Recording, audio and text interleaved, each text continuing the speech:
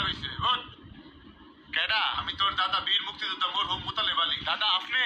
আপনি না মইরা গেছেন গা অনেক বছর হইছে